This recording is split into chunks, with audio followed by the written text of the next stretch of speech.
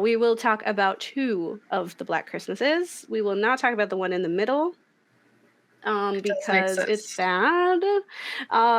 Not to say, like, arguably they're all kind of bad in ways, but at least there's some merit to the 74 and the 2019 version, whereas the one in the middle was a mess and kind of devalued work Mm. that intentionally or not had happened in the first one and then later in the last one. So um, we pretend it doesn't exist. So for those listening, I will tell you what both of these are about. Their brief summaries from IMDb. So Black Christmas from 1974, the original, is during their Christmas break, a group of sorority girls are stalked by a stranger, and it is directed by Bob Clark. The 2019 version, Black Christmas, is about a group of female students is stalked by a stranger during their Christmas break. That is until the young sorority pledges discover that the killer is part of an underground college conspiracy. And that is directed by Sophia Takal. So,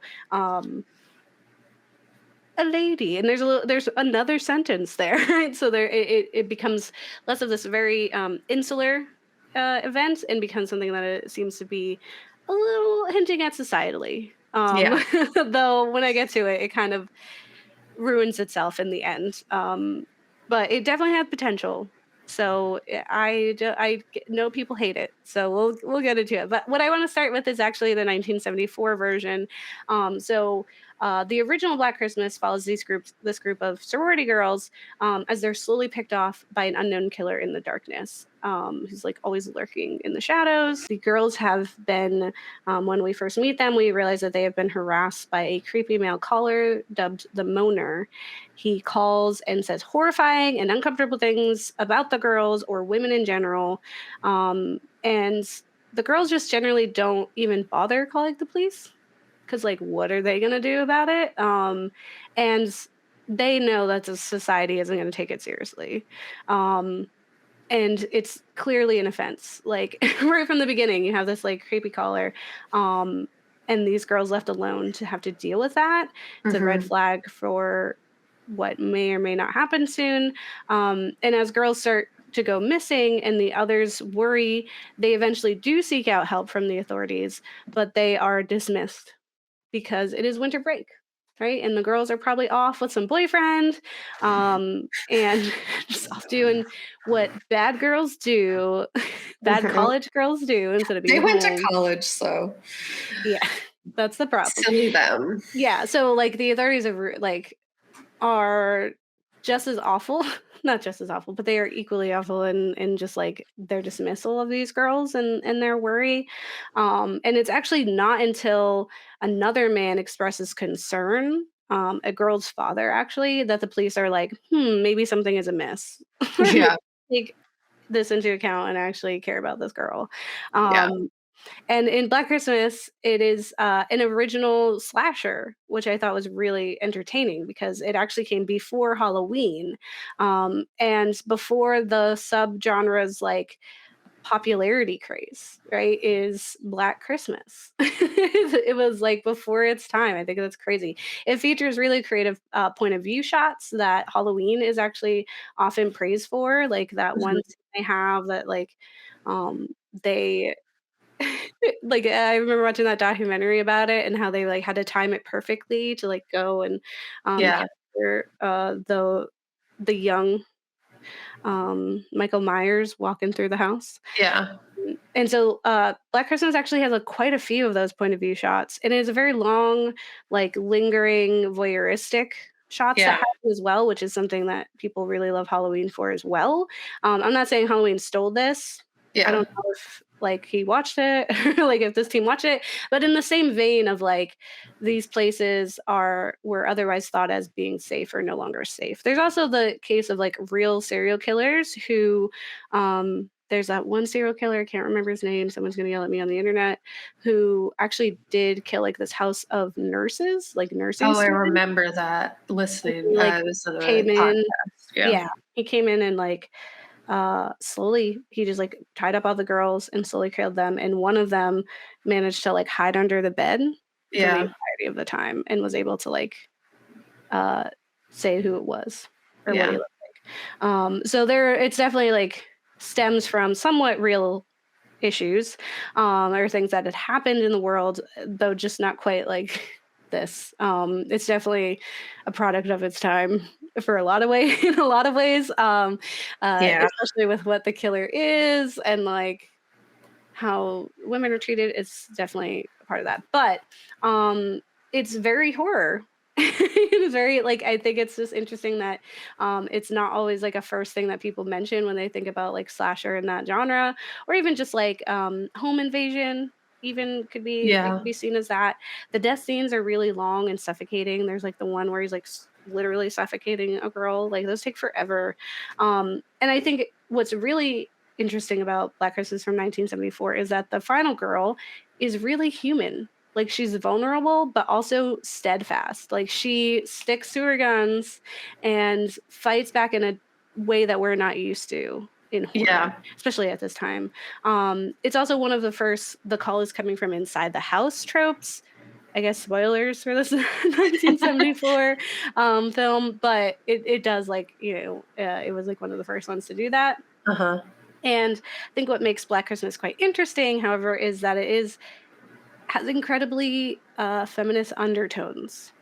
Yeah. And I say under mostly because it seems like from interviews with the director Bob Clark that it wasn't really his original intent to be like this feminist idea. It just like happens. Uh-huh. And so like we'll talk about that. But it just comes with the territory when you're writing about vulnerable women in this way, and women specifically that are at the mercy of patriarchal power and are in direct opposition to society's expectation of what proper women are supposed to be, because Yeah. that's like what these girls are, which I was like, that's so crazy for slasher like horror to Yeah, they do. all kind of existed as this like defiance of Hmm. those roles, each individually. Hmm.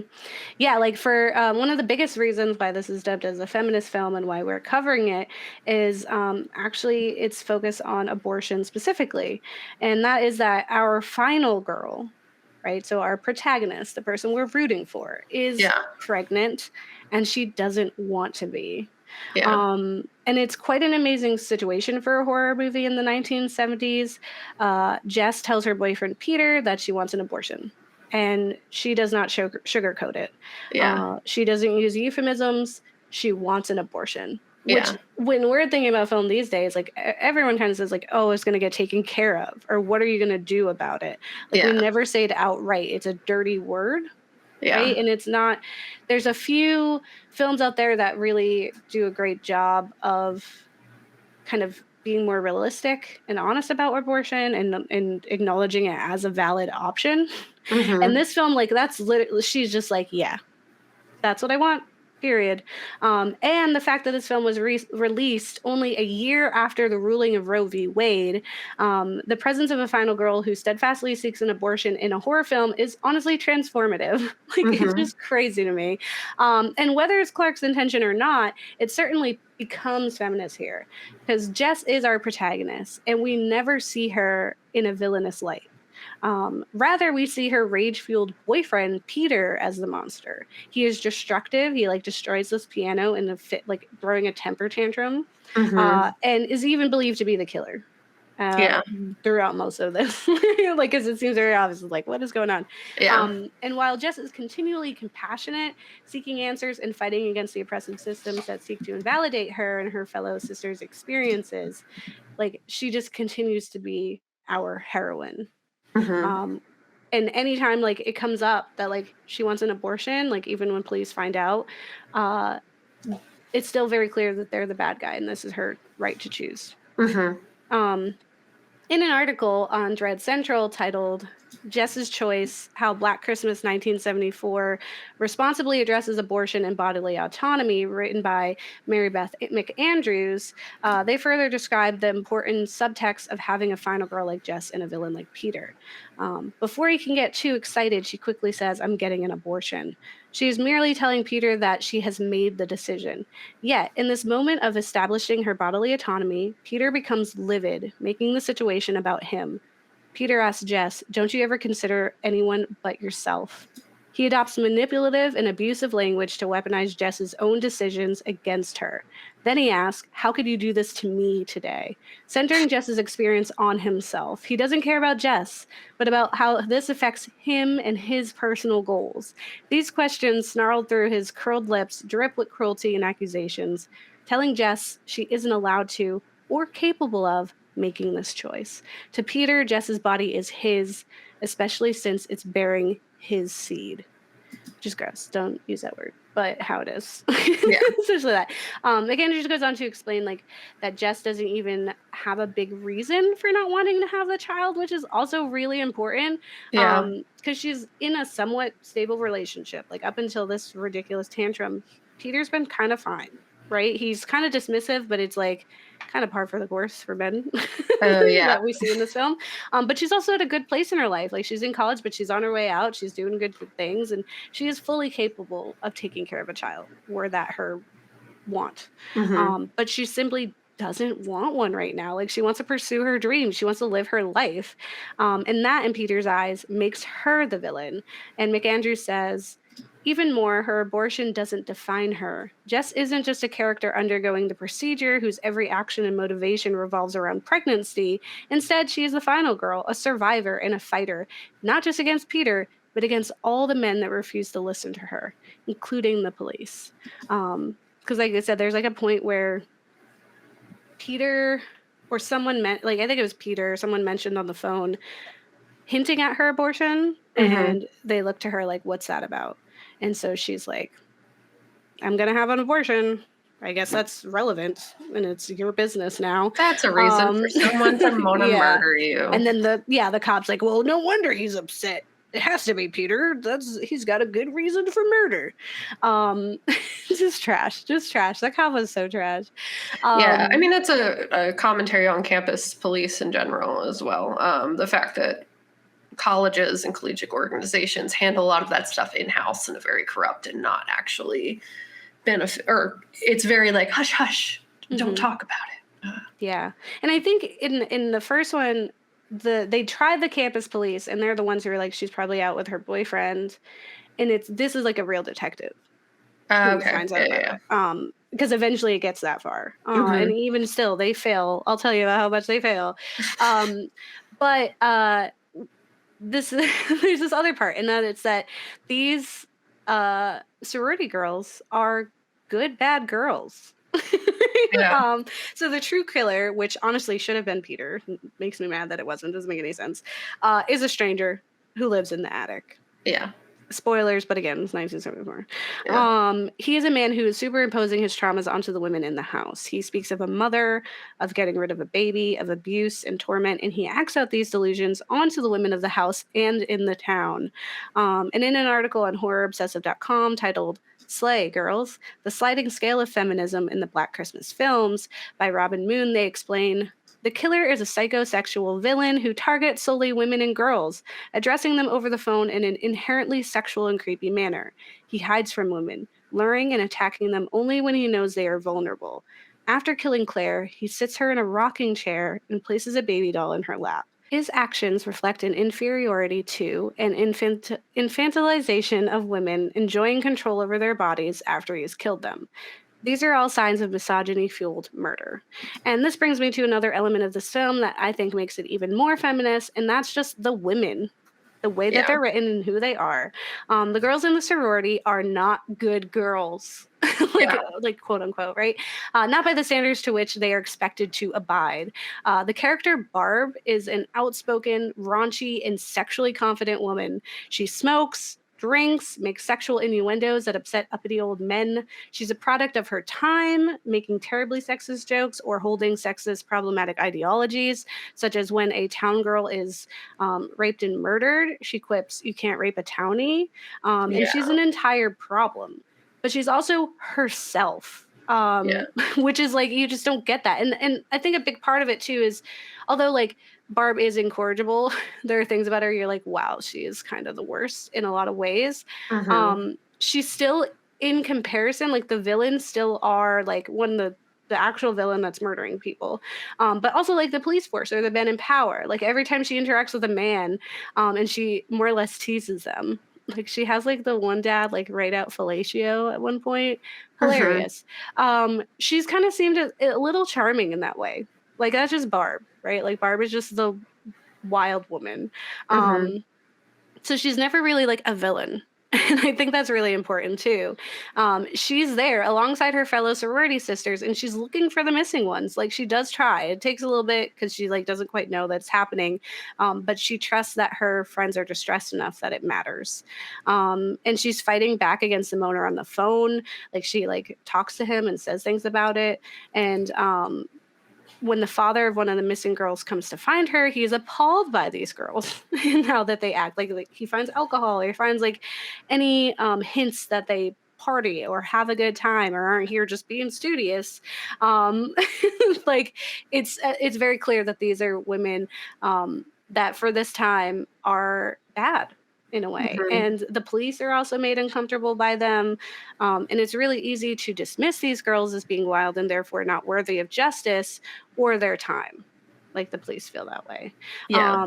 And even their house mother is like on the fringe. Like she allows them to have this like raucous behavior and supports them throughout it. Like she's always there. She tries to cover up their tracks.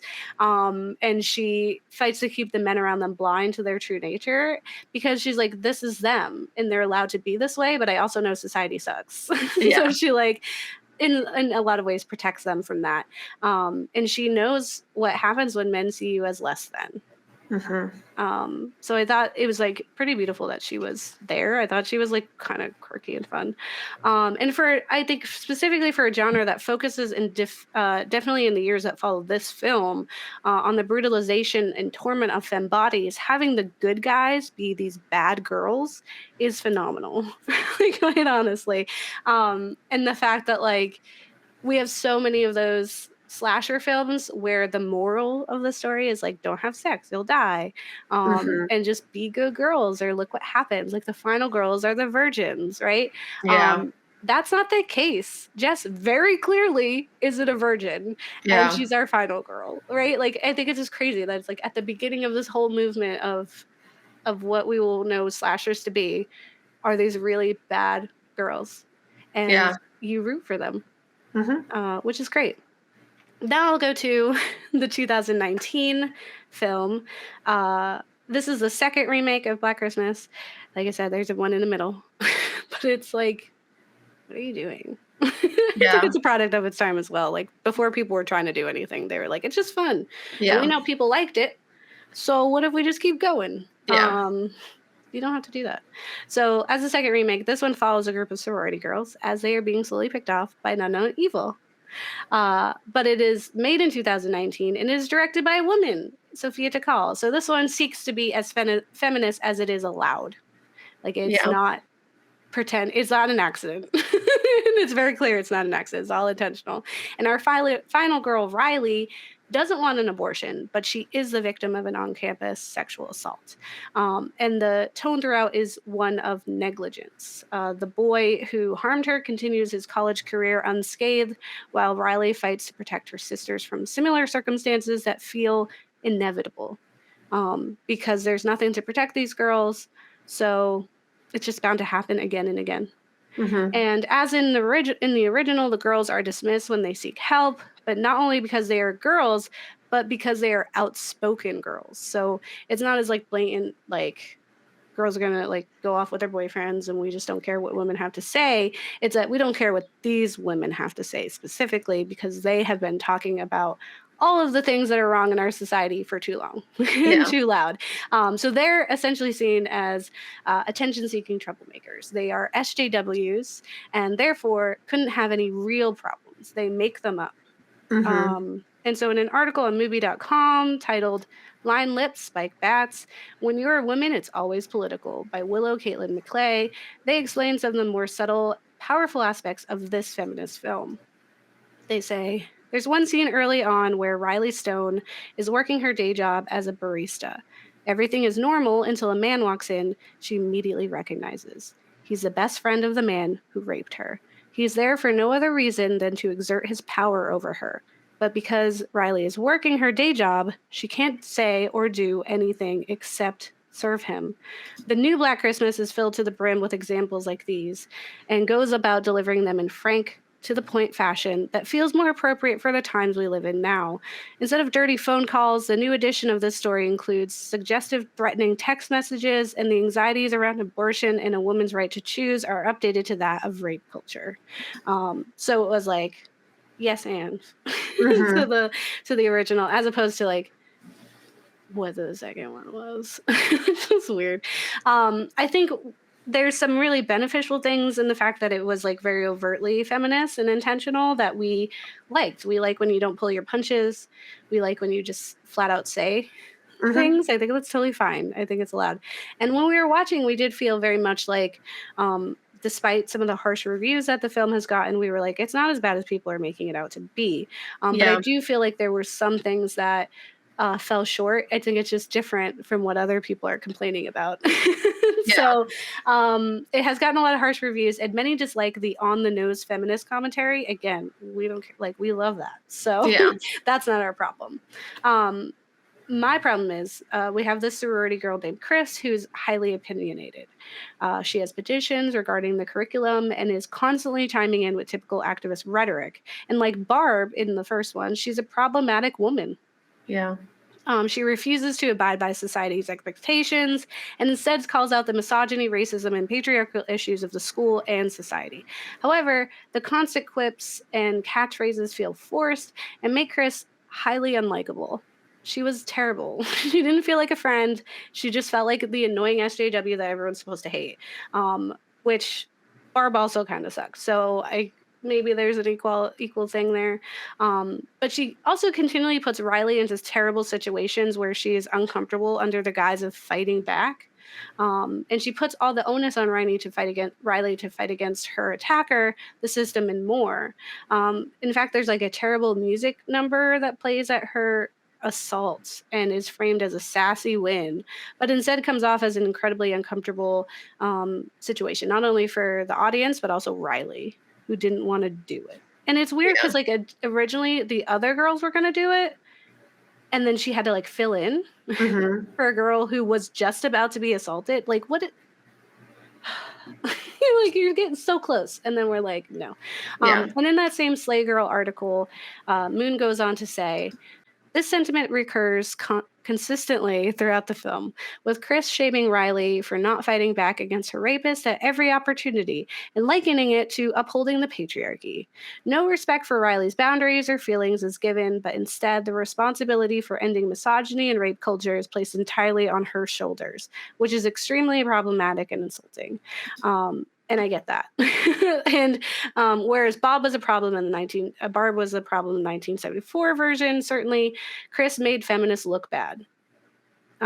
Furthermore, there's a problem in the fact that Chris is a Black woman, and so she isn't only fighting against the patriarchy, but also the racist systems that oppress her and others that look like her. And yet she is designed as an annoying like harbinger. Like always just like, I'm doing this just cause, instead of like, I'm doing this because we need to. Yeah. Like it always felt like she was doing it because she wanted that title. She wanted that attention.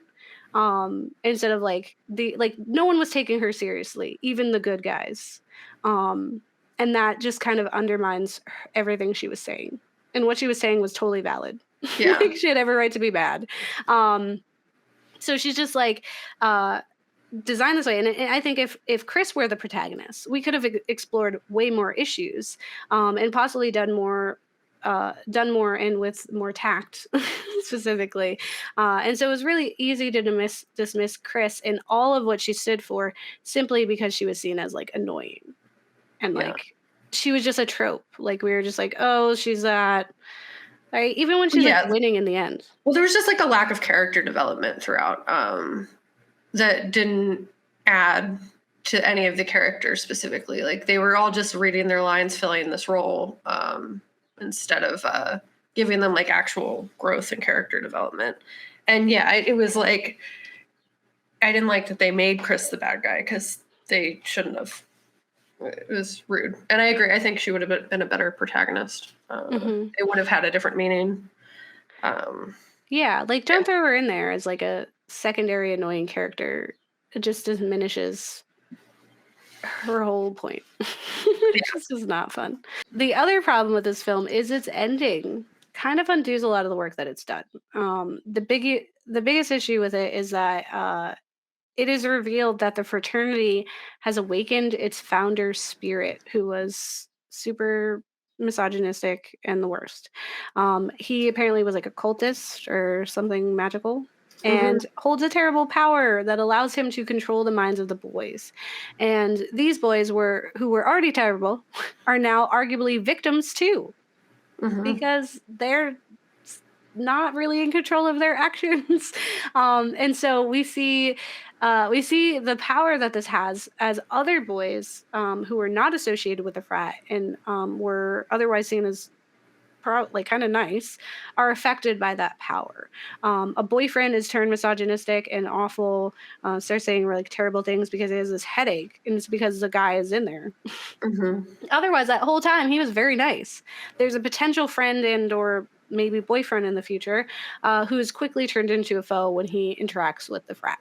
But before that, he was a nice guy. So that begs the question: were these boys innocent? Like, not all of them, obviously, and it's kind of like a representative of like there's an infection that like patriarchy and misogyny has, right? Hmm. It's a societal thing and it leaks out and you're not it's kind of like there's not one bad apple Hmm. situation, right? They're all kind of bad in some way.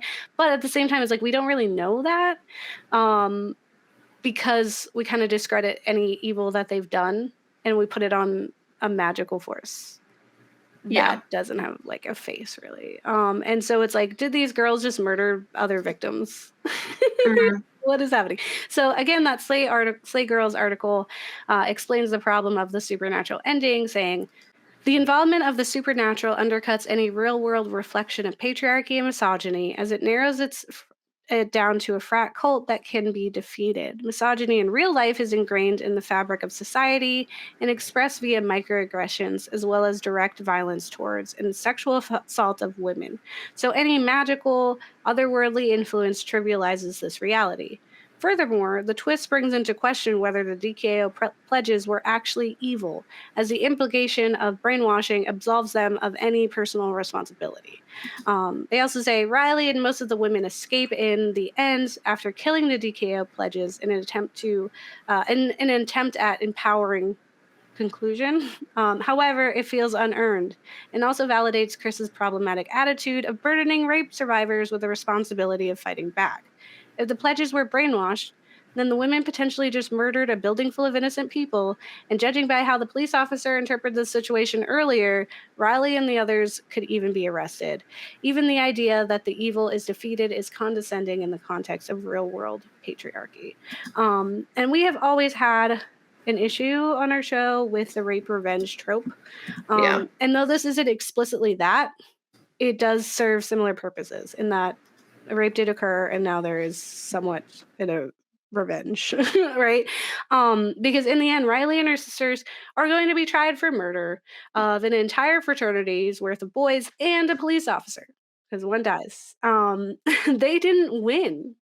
They didn't win. It's just like again, like Invisible Man, we are upset because in the end, that's not really a win. That's not how we fight back. The systems that exist and allow for the events to occur are still very much in place. And what did we really learn? Um, in the original, we are unsure if Jess truly survives.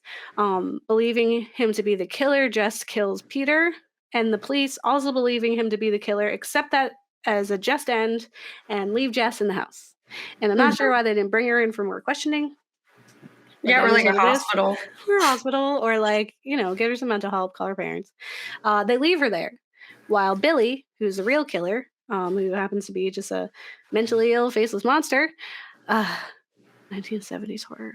And they just leave her with him, and the phone rings continually at the end, and we're led to believe that she might not be alive anymore. So she might not really be a final girl.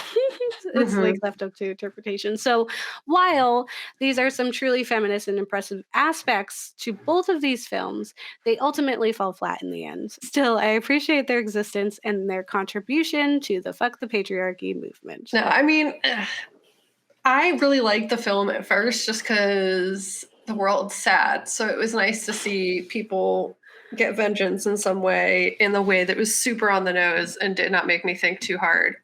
So in that way, like I really did enjoy it the first time we watched. I was like, Mhm. nice. But like I definitely immediately after doing any kind of thinking about it, 100% recognized and saw all the things that you said.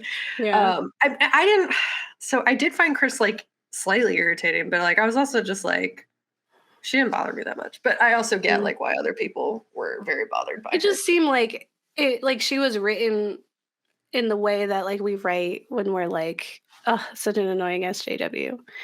Right, like, Hmm. she was like, because the fact that she was doing so much, I think, was the problem. Like, she had the petition, and people were like, it was there so that they could show that, like, how easily she could be dismissed, but also, like, she was doing a lot, and she was like, "We have to do this. We have to." And it was never, like, because there are these problems. It really kind of felt like, "I want attention." That's how I read it. When and other people might have different interpretations. I totally welcome that. I think I just would have liked Chris to be our final girl. Yeah, no, I totally agree. Like, they're all final girls, but I mean, like, Mhm. our protagonists. Yeah, no, I totally agree. And I mean, I did appreciate there was slightly less murder of women in this film than the first one, but it was also just like I totally get what you're because when I saw the original like end scene, which is like slightly spoilers where they murder everybody, um, but they I was like heck yeah. But then you're totally right that it was 100% just like okay, well that solves nothing though, and in real world they would be charged for murder. Like they don't Mhm. just ride off into the sunset now. um and also like exactly like it didn't, instead of like being like everyone is impacted by the patriarchy, and like in terms of like it's a part of our society in the same way that white supremacy is a part of our society. You have to actively be working on it and getting it out of your brain space because there's going to Yeah. be instances where you're like, oh dang, that was a bad thought, why did that happen, and then unpack that. So it's like it totally dismissed the fact that there's active work into having to fight against the patriarchy and to having to be like anti patriarchy, as in a similar vein to like having to be anti-racist, and that you actively Mhm. have to be working on that. Yeah. So it dismissed it, like you were saying. It Or made that it it's just, like, like, one thing. It's yeah, "Oh, there's one issue. It's this you murder magical them and then thing." it's fixed. Yeah. Like, "Oh, what? Now it's all done?" Right? Yeah, Like, now we're supposed to, like, leave that and be like, "Well, they fixed it. Now so these easy. women can go about Yeah. their lives, and it's all better, and they never have to fight ever again." Yeah, where like the reality is that anyone who actually does end up murdering in defense of themselves generally spends their entire, if they're a woman, spends Yes. their entire life in prison, even if it was done in self-defense. Mhm. And then is And at that they're risk of being sterilized against their wishes. yeah, so Super fucked. it's really a bad time. Yeah. But like at first I was like, yeah, fun murder page, woo, because I Yeah. needed it because I was just inundated with really depressing information back to back. But after actually Yeah. thinking about it, I totally agree. Um, I'd be so like, I, but I also get what you're saying, where it's like the critiques were the wrong critiques to have that we Mhm. largely saw, and that's more the issue than anything else.